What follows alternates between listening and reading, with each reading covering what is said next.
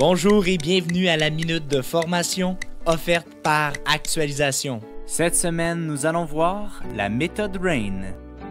L'objectif est de voir comment faire face aux situations négatives avec la méthode RAIN.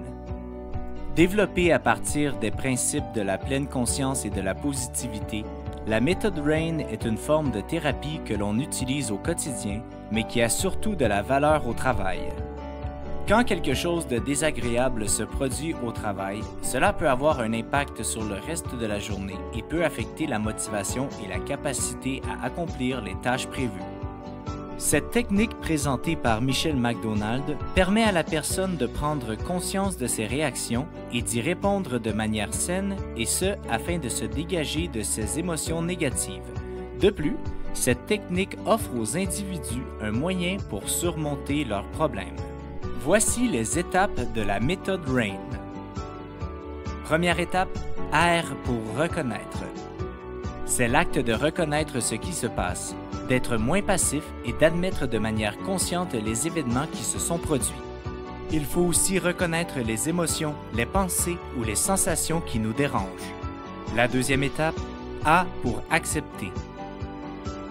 C'est l'acte d'accepter les émotions, les pensées ou les sensations que nous vivons dans le moment afin de trouver des solutions pour pouvoir passer à travers la crise. Cependant, accepter ne veut pas dire être passif. Au contraire, en acceptant le problème, les émotions négatives remontent à la surface, ce qui permet de tout résoudre. La troisième étape, I pour inspecter.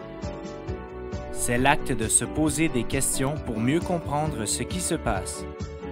Cette démarche d'introspection a pour but d'investiguer et de mener une enquête sur soi-même afin de découvrir les raisons pour nos comportements. Voici quelques exemples de questions que vous pouvez vous poser. Pourquoi je réagis de cette manière? Pourquoi je me sens comme ça? Ou qu'est-ce qui se passe en ce moment? Finalement, la quatrième étape, N pour ne pas s'identifier. C'est l'acte de ne pas s'identifier aux émotions que nous ressentons. En passant à travers chacune de ces étapes et en se rappelant d'être gentil avec soi-même tout au long du processus, vous serez en mesure de vivre plus efficacement vos émotions négatives.